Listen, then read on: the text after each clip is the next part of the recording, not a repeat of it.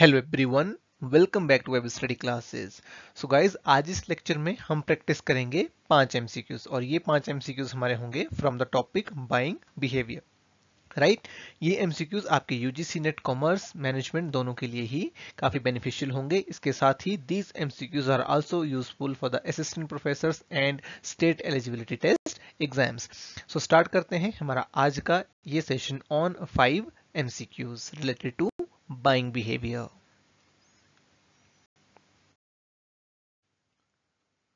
So these are the EverStudy Classes courses. You can check out these courses on EverStudy Classes website.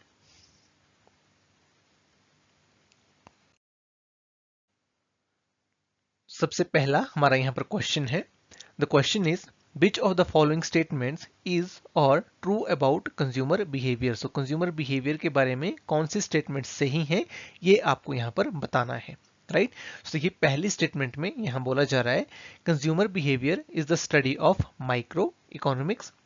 Second statement है consumer behaviour is the study of macro economics. Right, third statement is consumer behaviour is the study of making buying decisions. D is none of the above. आपको बताना है कि right answer इस question का क्या होगा, 1 and 2, 2 and 3, 1 and 3 या फिर ऑल आर ट्रू। सो चलते हैं इस क्वेश्चन के सही आंसर की तरफ। सो राइट आंसर हमारा इसका क्या होगा।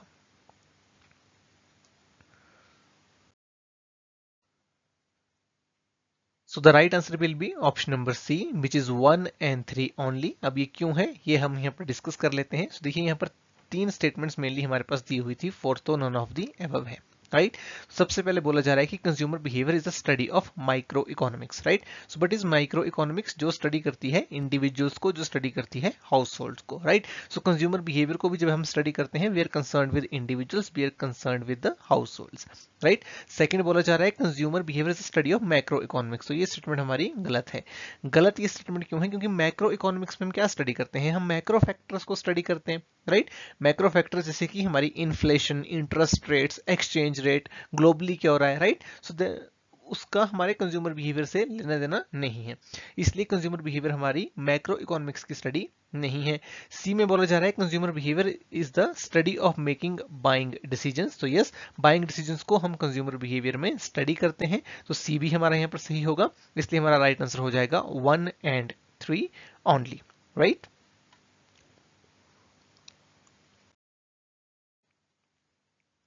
सेकेंड हमारा स्टेटमेंट टाइप का क्वेश्चन है।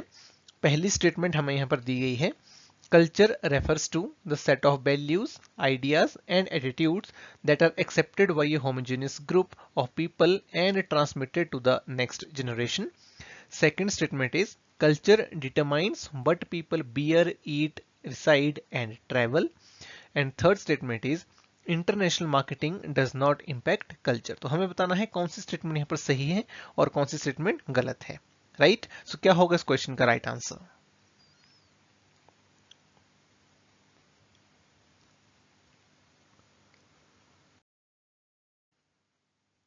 सो राइट आंसर इस क्वेश्चन का हमारा हो जाएगा option number A, which is both 1 and 2 statements are true. यानी कि पहली स्टेटमेंट भी हमारी करेक्ट है, दूसरी भी करेक्ट है और तीसरी हमारी इनकरेक्ट है। तो क्यों है ये देखते हैं। तो देखिए पहले बोला जा रहा है कि culture refers to set of values, ideas and attitudes that are accepted by a homogeneous group. So culture क्या है, कल्चर हमारा सेट ऑफ वैल्यूज है, उसमें आइडियाज हैं, एटीट्यूड्स हैं, जिसको एक homogeneous group of people accept करता है और वो ट्रांसमिट होता है from one generation to another. So बिल्कुल सही स्टेटमेंट है।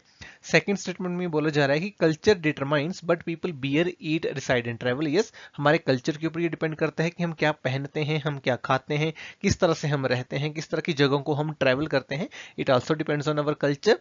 थर्ड स्टेटमेंट है international marketing does not impact culture. देखिए गलत स्टेटमेंट है, इंटरनेशनल मार्केटिंग हमारे कल्चर को इम्पैक्ट करती है। राइट, इंटरनेशनल मार्केटिंग में जब प्रोडक्ट्स हमारे और सर्विसेज सेल होती हैं beyond the boundaries of one country, right, तो दूसरे कल्चर्स जो हैं वो भी कहीं ना कहीं दूसरी डिफरेंट कंट्रीज में जाते हैं। जैसे कि अगर हम इंडिया में रह रहे हैं तो अगर बाहर के प्रोडक्ट्स यहाँ आएंगे तो वहाँ के जो प्रोडक्ट्स हैं, जो वहाँ के कल्चर से इन्फ्लुएंस है, वो यहाँ आके हमारे कल्चर को भी इन्फ्लुएंस करेंगे।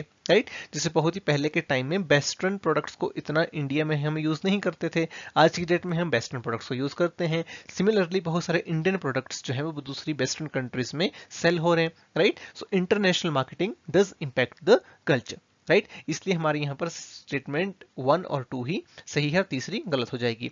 जैसे कि अगर हम एग्जांपल के तौर पर बात करें, जैसे कि कल्चरल वैल्यू है यूएसए में, what are the cultural values? Good health, education, individualism and freedom. But what is the problem there? The scarcity of time, people are very busy, right.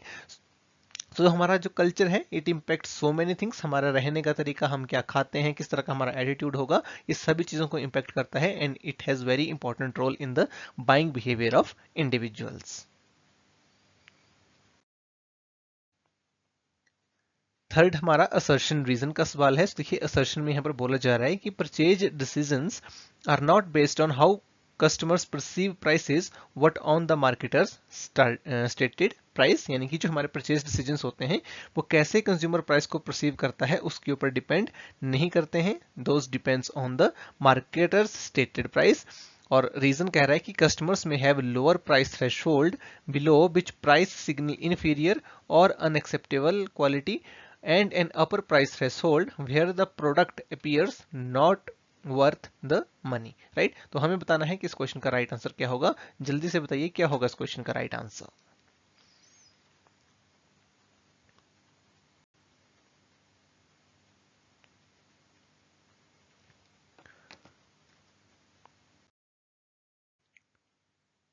So right answer हमारा यहाँ पर हो जाएगा option number D, which is assertion is false but reason is true.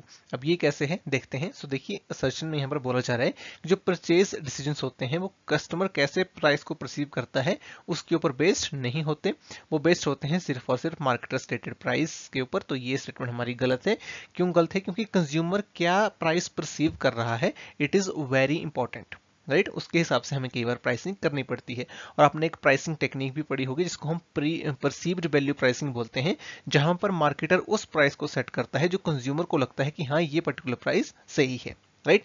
और reason देखिए इसका contradictory दिया गया है। रीजन में बोला जा रहा है कि customers may have lower price threshold, यानी कि कस्टमर का एक लोअर प्राइस थ्रेशोल्ड हो सकता है। जैसे कि मान लो मैं कोई प्रोडक्ट खरीदता हूँ और मैंने कहा कि अगर ये प्रोडक्ट 50 रुपए से कम प्राइस में मिल रहा है so this would be N inferior product, right. और ये भी पॉसिबल है कि अगर मैं कह रहा हूँ कि यही प्रोडक्ट अगर मुझे 150 के ऊपर मिल जाएगा तो वो बहुत ज्यादा कॉस्टली हो जाएगा, राइट। इतनी इसकी वर्थ नहीं है। तो यहाँ पर क्या कर रहा हूँ मैं परसीव कर रहा हूँ प्राइसिंग को, राइट। तो यही यहाँ पर देखिए रीजन में बोला जा रहा है कि एक थ्रेशोल्ड हो सकती है कंज्यूमर की जिसके नीचे जो प्राइस है वो इन्फीरियर लगे, और एक अपर प्राइस थ्रेशोल्ड भी हो सकती है जिसके ऊपर कंज्यूमर को लगे कि नहीं इतना पैसा भी मुझे इस प्रोडक्ट के लिए देना नहीं चाहिए, राइट। तो इसलिए हमारा राइट आंसर होगा यहाँ पर ऑप्शन नंबर डी, असर्शन हमारी फॉल्स है और रीजन ट्रू है।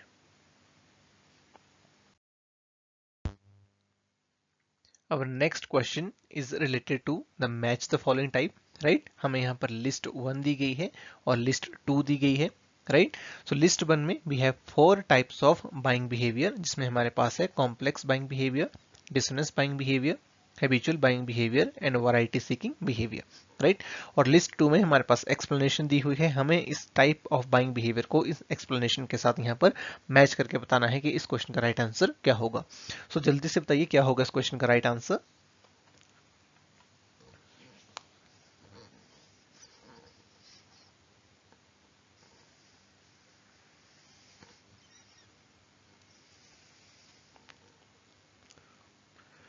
देखिए हम पढ़ते हैं यहाँ पर लिस्ट 2 में जो हमें एक्सप्लेनेशन दी गई है।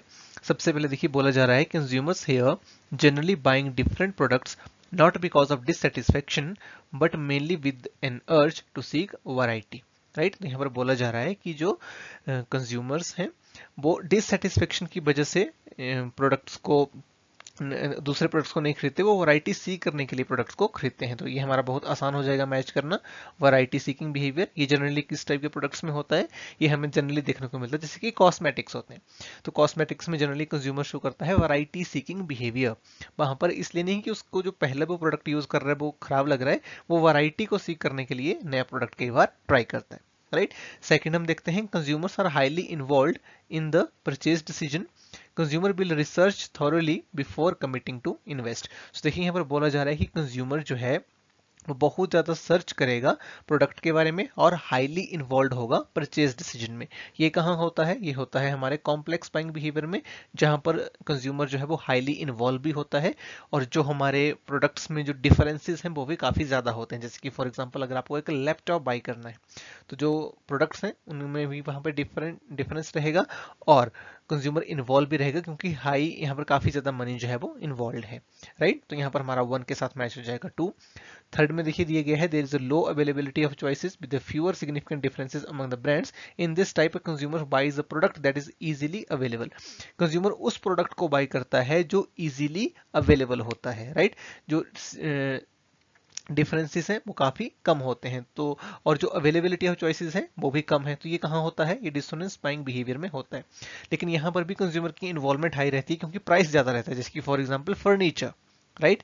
सो लो अवेलेबिलिटी होती है चॉइस की, ऑलमोस्ट सारा फर्नीचर लगभग एक जैसा होता है, राइट। फ्यूअर डिफरेंसेस वहां पर होते हैं, राइट। और कंज्यूमर उस प्रोडक्ट को खरीद लेता है जो इजीली अवेलेबल होता है। तो सेकंड के साथ हम यहाँ पर मैच कर देंगे थर्ड को। नेक्स्ट यहाँ पर दिया गया है कि when a consumer has low involvement in A purchase decision, in this case the consumer is perceiving only a few significant differences between the brand. तो कंज्यूमर यहाँ पर कुछ ही सिग्निफिकेंट डिफरेंसेस को परसीव कर रहा है और काफी लो इन्वॉल्वमेंट है। तो ये कहाँ होता है? हमारे हैबिचुअल बाइंग बिहेवियर में, जैसे कि हम जो डेली नीड्स की आइटम्स होते हैं वो खरीदते हैं, जैसे कि शुगर या फिर सॉल्ट। तो इसलिए इस क्वेश्चन का हमारा राइट आंसर क्या होगा? राइट आंसर हमारे यहाँ पर हो जाएगा ऑप्शन नंबर 1।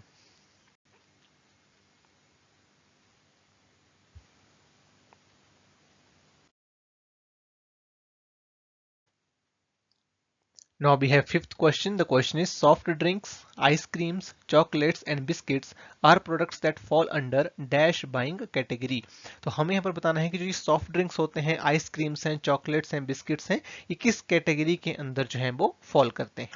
इम्पल्सिव बाइंग होती है ये, डेलिबरेट बाइंग, कन्वेक्टिव या फिर करेक्टिव। तो देखिए इस क्वेश्चन का हमारा जो राइट आंसर होगा, बहुत ही इजी क्वेश्चन है।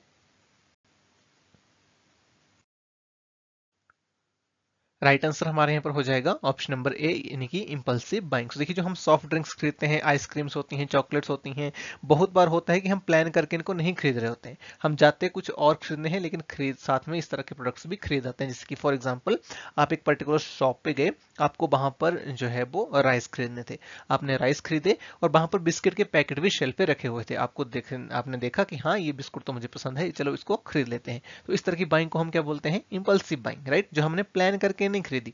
तो जो सॉफ्ट ड्रिंक, आइसक्रीम, चॉकलेट या फिर बिस्किट जो हम खरीदते हैं, it is called impulsive buying. Right answer हमारा यहाँ पर हो जाएगा ऑप्शन नंबर ए।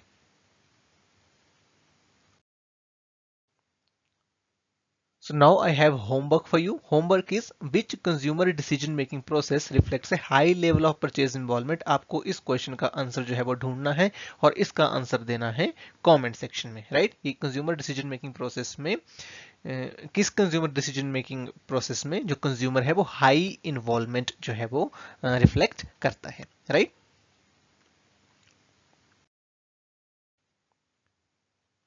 सो ये था हमारा आज का सेशन जिसमें हमने 5 एमसीक्यूज को प्रैक्टिस किया related to the buying behaviour. I hope आपको ये लेक्चर काफी पसंद आया होगा, आपने यहाँ से बहुत कुछ सीखा होगा। Thanks for joining, wish you all the very best.